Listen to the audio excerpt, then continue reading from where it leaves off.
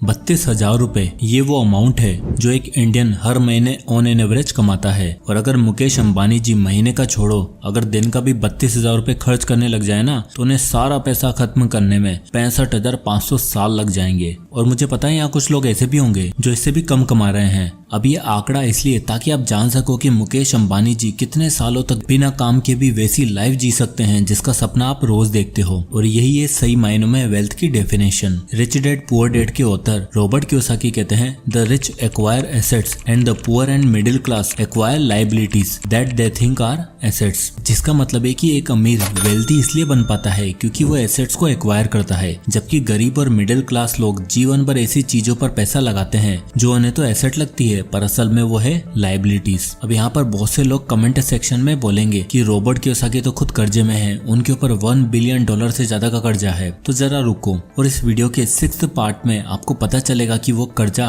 किस चीज का है। और यही सबसे बड़ा डिफरेंस है जो रॉबर्ट कियोसाकी के हिसाब से पुअर और मिडिल क्लास को कभी उठने नहीं देता। और इसलिए उन्होंने लिखी the rich dad poor dad, एक ऐसी किताब जो हमें स्कूल में किसी भी और किताब से पहले पढ़ानी चाहिए थी। एक ऐसी बुक जो फाइनेंशियल फ्रीडम और वेल्थी फ्यूचर का एक क्लियर रोड मैप देती है। इस बुक में रॉबर्ट ने कुछ ऐसे की लेसन बताए हैं जो स्टेप बाय स्टेप आपके माइंडसेट को डेवलप करके आपको फाइनेंशियल फ्रीडम की ओर लेकर जाएंगे। जिसमें सबसे पहला आता है lesson number 1, importance of cash flow. देखो कॉन्सेप्ट बहुत ही सिंपल है पर अक्सर लोग इसे समझ नहीं पाते। रिच होने का मतलब ये नहीं कि आपके पास कितना पैसा है बल्कि आपके पास कितना पैसा रेगुलरली आ रहा है। इन शॉर्ट आपके पास एक रेगुलर कैश फ्लो है या फिर नहीं। एग्जाम्पल के लिए कोई लॉटरी विनर को ही देख लो। अब अचानक से 1 करोड़ जीता हुआ इंसान या कौन बनेगा करोड़पति में 7 करोड़ जीतने वाला आदमी रिच नहीं कहलाएगा क्योंकि उसके पास एक समय में उतना पैसा था जो खर्च किया जा सके। बट प्रॉब्लम तो यह है कि एक बार वो पैसा खत्म होने के बाद उतना ही पैसा आएगा कहाँ से ये उसे नहीं पता। इसलिए कैश फ्लो ही आपकी फाइनेंशियल फ्रीडम और आपके फाइनेंशियल स्ट्रगल के बीच सबसे बड़ा डिफरेंस होता है। बहुत से मिडिल क्लास लोग ऐसी चीजें उठाकर ले आते हैं जो उन्हें एक रेगुलर खर्चा करने पर मजबूर करता है, जिसकी मेंटेनेंस कॉस्ट बढ़ते बढ़ते ही पैसा खत्म हो जाता है और वो लोग आने वाले समय में कहीं और पैसा लगाने का सोच भी नहीं सकते। वहीं रिच माइंडसेट वाले लोग ऐसी चीजों पर पैसा लगाते हैं जो उन्हें एक लॉन्ग टर्म सिक्योरिटी और फाइनेंशियल फ्रीडम दे, जैसे कि रियल एस्टेट, प्रॉपर्टीज, लैंड। ये वो सारी चीजें हैं जो आपको एक कंटिन्यूअस कैश फ्लो देती रहती हैं जिससे आप अपने सभी खर्चे कर सकें और नई अपॉर्चुनिटी आने पर उन्हें इन्वेस्ट भी कर सकें। रॉबर्ट कियोसाकी कैश फ्लो समझाते हुए बताते हैं कि आपको अपने लिए एक ऐसा सेल्फ सस्टेनिंग फाइनेंशियल इकोसिस्टम बनाना है जिसको एक बार शुरू किया जाए तो वो नहीं सिर्फ आपको रेगुलर इनकम दे बल्कि उसमें एक्सपोनेंशियल ग्रोथ देने वाला पोटेंशियल भी हो जो वक्त के साथ साथ आपकी वेल्थ को 3-4 गुना कर पाए। Lesson number 2, asset over liabilities.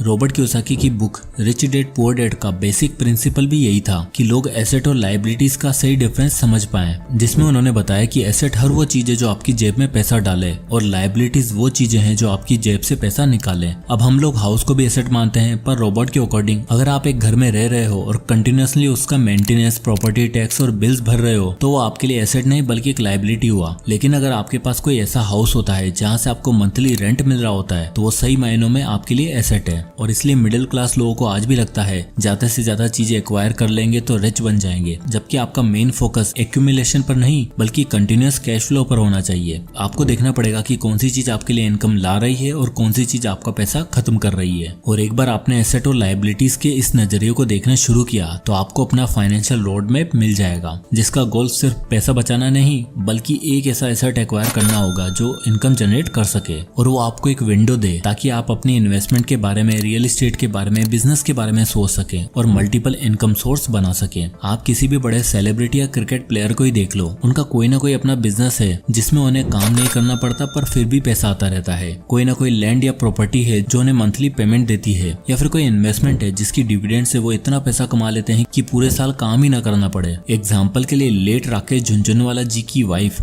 रेखा झुनझुनवाला जी को इस साल 224 करोड़ का सिर्फ डिविडेंड मिला है। तो बड़ी गाड़ी, लग्जरी एक्सपीरियंस और महंगे घरों पर ध्यान देने से बढ़िया है मल्टीपल इनकम सोर्स पर ध्यान दो, एसेट एक्वायर करो जो आपको सोते सोते भी आपका पैसा कमा के देंगे। Lesson number 3, work to learn not to earn. क्या आपको याद है आपने आखिरी स्किल कौन सी सीखी थी जिसने आपको खूब सारा पैसा कमा के दिया? याद नहीं ना? और यही प्रॉब्लम है हम मिडिल क्लास लोगों की। हमें सिर्फ कमाई करनी है, सिर्फ इनकम सोर्स बनाना है ताकि हमारी फैमिली का पेट पाल सके। दरअसल स्कूल और कॉलेज के 18-19 साल आपको यही सिखाया जाता है, सिर्फ पढ़ाई पढ़ाई और पढ़ाई, और उसका कोई प्रैक्टिकल इम्प्लीकेशन नहीं। कोई मॉनिटरी यूज नहीं। इसलिए जब हम स्कूल से बाहर आते हैं तब हमें लगता है पढ़ के क्या ही कर लिया, और इसलिए कुछ नया और कुछ प्रोडक्टिव सीखने की तरफ ध्यान ही नहीं देते हैं। 90% लोग ऑफिस से घर आने के बाद खाना खा के रील्स स्क्रॉल करके सो जाते हैं, क्योंकि उन्हें सीखना नहीं बस पैसा कमाना है। पर रॉबर्ट कियोसाकी कहते हैं काम सीखने के लिए करो, पैसा कमाने के लिए नहीं। वो तो बाय प्रोडक्ट है। रॉबर्ट ने खुद कई तरह की जॉब्स करी, बिजनेस शुरू किया, सेल्स का काम किया, तब जाकर वो आज इस मुकाम पर पहुंचे हैं। और सिंगापुर में एक इंटरव्यू के दौरान उनसे एक यंग लेडी रिपोर्टर ने पूछ लिया कि आपकी सक्सेस का रीजन क्या है और क्या हम भी आपके जैसे बेस्ट सेलिंग ऑथर बन सकते हैं। तो रॉबर्ट उस लेडी रिपोर्टर के बारे में पहले से जानते थे और उनके आर्टिकल्स भी पढ़ा करते थे। उन्होंने डिनर के दौरान उस रिपोर्टर से कहा कि आप राइटिंग को फुल टाइम क्यों नहीं करती। तो उस रिपोर्टर ने कहा सर मैंने ट्राई किया है पर मेरा कंटेंट किसी ने नहीं खरीदा और फिर मैं अब न्यूज़पेपर कंपनी में काम कर रही हूँ ताकि अपने बिल्स पे कर सकूं। तो रॉबर्ट ने उस रिपोर्टर को सजेस्ट किया कि आपको सेल्स सीखनी चाहिए, तब जाके आप वो लिख पाओगे जो सच में बिकेगा। तो उस रिपोर्टर को गुस्सा आ गया कि मैं इंग्लिश लिटरेचर में PhD होल्डर हूँ, सेल्स वाला काम करूंगी। तो रॉबर्ट ने उन्हें काम डाउन किया और अपनी बुक दिखाई, Robert Kiyosaki best selling author. उन्होंने बताया कि मैं बेस्ट राइटर नहीं हूँ बल्कि एक बेस्ट सेलर हूँ और मैं भी आपकी तरह स्ट्रगल कर रहा था जब मैंने सेल्स का काम सीखा, और सिर्फ इसलिए ताकि मैं इससे आगे कुछ बड़ा क्रिएट कर सकूं। इसलिए you should never work to earn, always work to learn. न जाने कौन सी लर्निंग कब कहाँ काम आ जाए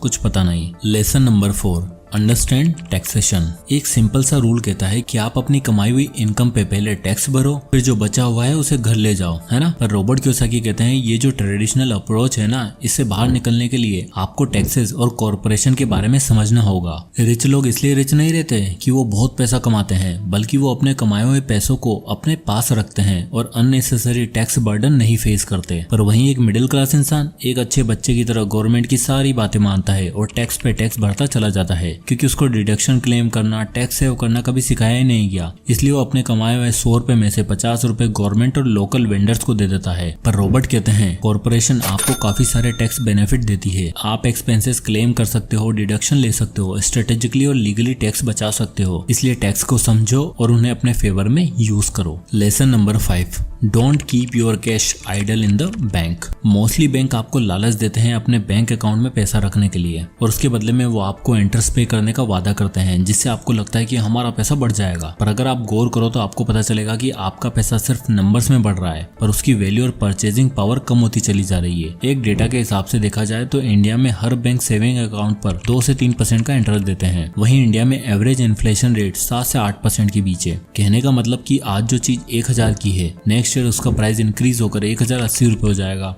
वहीं अगर आपके बैंक में 1000 हैं तो अगले साल सिर्फ 2 से 3% से इंक्रीज होंगे, यानी कि 20-30 रुपए। पर महंगाई तो 80 रुपए बढ़ गई है। इन्फ्लेशन एक ऐसा शैतान है जो दीमक की तरह आपके पैसों पर लग जाता है और धीरे धीरे उसे खाना शुरू कर देता है। फिर एक टाइम ऐसा आ जाता है कि जो पैसा आपके पास पड़ा है उसकी कोई वैल्यू ही नहीं बचती। जरा अपने आसपास की चीजों को देखो, सब्जियों के दाम, बेसिक नीड्स की चीजों के दाम रातों रात बढ़ जाते हैं और हमारे पास कोई ऑप्शन नहीं बचता, हमें वो महंगा सामान खरीदना ही पड़ता है। पर क्या बैंक्स इस बढ़ती महंगाई में हमारी मदद कर पाए? जी नहीं। पड़े पड़े आपका पैसा बढ़ रहा है या फिर घट रहा है। अगर बाहर निकलने के बाद उसकी परचेजिंग पावर 0 है तो वो पैसा, वो नोट आपके लिए टॉयलेट पेपर के समान है। ये कहना है रॉबर्ट कियोसाकी का। इसलिए आपको अपना ज्यादातर पैसा बैंक्स में न रखकर एक्स्ट्रा इनकम सोर्स में इन्वेस्ट करना चाहिए। इंडेक्स फंड और स्टॉक जैसी चीजों में इन्वेस्ट करना चाहिए जो आपको 12 से 15% का रिटर्न ऑफर करती हैं। Lesson number 6, good debt versus bad debt. मान लो आपके पास एक क्रेडिट कार्ड है जिससे आप जब मन करे जो मन करे खरीद लेते हो। सेल आते ही नए कपड़े, नया फोन, नया लैपटॉप खरीदने के लिए क्रेडिट कार्ड स्वाइप कर देते हो, और जब महीने के अंत में बिल भरने की बारी आती है तो आपके अकाउंट बैलेंस खाली पड़ा होता है और उस चक्कर में इस बिल पर इंटरेस्ट लग के इतना बढ़ जाता है कि आप भरने की सोचते भी नहीं हो। नौकरी लगते ही पहली सैलरी आते ही गाड़ी बुक कर लेना, EMI पर बाइक ले लेना, ये सब निशानियां हैं बैड डेट की, जो हमेशा आपका बैंक अकाउंट खाली करती है। और जो $1.2 बिलियन का डेट रॉबर्ट कियोसाकी ने लिया था वो है गुड डेट। तो जैसा कि मैंने आपको वीडियो की स्टार्टिंग में कहा था कि कमेंट करने से पहले जरा जान लो, तो आओ जरा इसे भी देख लेते हैं। तो सपोज करो आपको एक प्रॉपर्टी पसंद आती है 1 करोड़ की, जिस पर आपने 20 लाख की डाउन पेमेंट की और बाकी बचे 80 लाख की EMI बनवा ली। अब इस EMI कैलकुलेटर में देखो, जहां आप 80 लाख का लोन लिया है 8.5% के इंटरेस्ट रेट पर, और वो भी 30 साल के लिए, तो इस हिसाब से आपको हर महीने 61,513 रुपए EMI के रूप में पे करने होंगे। अब रॉबर्ट कहते हैं अगर तो ये घर आपने अपने लिए लिया है तो ये बैड डेट है, लेकिन अगर आप इस प्रॉपर्टी को रेंट पर लगाते हो और कमर्शियल पर्पस के लिए रेंट आउट कर देते हो तो उसके हिसाब से आपको 6 से 7% का रेंटल यील्ड मिलेगा, यानी महीने का 60 से 70 हजार रुपए, जिसमें आराम से आप EMI भी चुका दोगे और 30 साल बाद ये प्रॉपर्टी भी आपकी हो जाएगी। ठीक इसी तरह मान लो अगर आप कोई गाड़ी लेते हो जिसका प्राइस 10 लाख है और उसमें आप 9% का इंटरेस्ट रेट के हिसाब से EMI बनवा लेते हो, तो अगले 5 सालों तक आपको 20,758 रुपए हर महीने पे करने होंगे। और अगर तो आप इस कार को अपने लिए यूज करते हो तो ये बैड डेट है, लेकिन आप इस कार को रेंटल सर्विस पर डालते हो जैसे कि ओला या उबर पर, जो महीने का 30 से 35 हजार कमा के देगी, तो ये आपके लिए गुड डेट है। तो रोबोट कियोसाकी इस तरह के डेट को एज ए लेवरेज यूज करते हैं अपने लिए एसेट बिल्ड करने में, जो उन्हें एक कंटिन्यूअस इनकम सोर्स देता है। तो रोबोट का ये डेट कब ओवर हो जाएगा आपको पता भी नहीं चलेगा, क्योंकि ये बैड नहीं बल्कि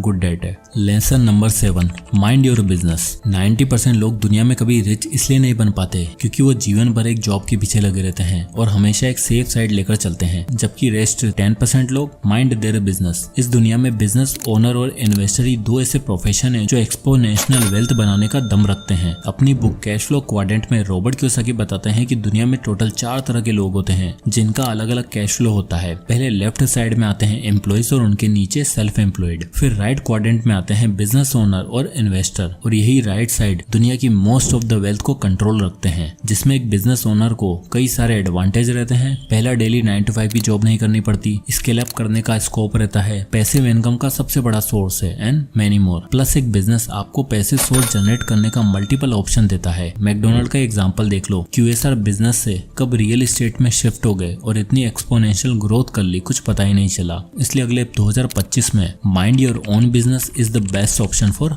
financial freedom. Lesson number 8, overcoming fear. 99% middle class population की ये प्रॉब्लम रहती है कि वो कुछ भी नया करने से पहले या पैसा लगाने से पहले डरते हैं। उन्हें लगता है कि कहीं मैं कुछ करूं या गलत हो गया तो मेरा हार्ड अर्न मनी डूब जाएगा, और अगर जॉब छोड़ के बिजनेस की तरफ गया तो सिक्योर इनकम सोर्स भी हाथ से चली गई, और इसी डर के कारण वो कभी भी कुछ नया नहीं कर पाते और सोचते हैं जिंदगी भर एक नौकरी करो, फिर कुछ सालों बाद EMI पे मोबाइल फोन और गाड़ी ले लो, और जब गाड़ी की EMI खत्म हो जाए, शादी हो जाए, तो EMI पर घर लेकर सेटल हो जाओ, और अगले 20-30 साल वो EMI चुकाने के लिए नौकरी करो, और इसी बीच में अगर थोड़ा पैसा बच भी गया तो जाकर उसकी FD करवा दो, सब कुछ सेफ। पर क्या सक्सेस की यही सही डेफिनेशन है? रॉबर्ट के पुअर डैड ने उन्हें यही डेफिनेशन सिखाई थी, पर उनके रिच डैड ने कहा अगर तुम दुनिया के टॉप 1% लोगों में आना चाहते हो तो सबसे पहले इस माइंडसेट को पूरा चेंज करना होगा। जो लोग लाइफ के हर एक कदम पर रिस्क लेने से डरते हैं वो कभी सक्सेस और वेल्थ का दरवाजा नहीं देख पाते और ऑर्डिनरी सी लाइफ जीकर रह जाते हैं। देखो, थोड़ा डर अच्छा है, पर ऐसा तो नहीं है ना कि आप रिस्क लेने के डर से कभी रोड पर गाड़ी ही ना चलाओ। जिस तरह आप गाड़ी चलाकर रिस्क लेते हो, रोड पर चलते हो, ठीक उसी तरह अपने फाइनेंस में भी थोड़ा रिस्क कभी कभी आपको एक्स्ट्रा ऑर्डिनरी रिवॉर्ड दे सकता है, और जब तक आप इस रिस्क लेने के डर से बाहर नहीं आ सकते, आप कभी वेल्थी और रिच फ्यूचर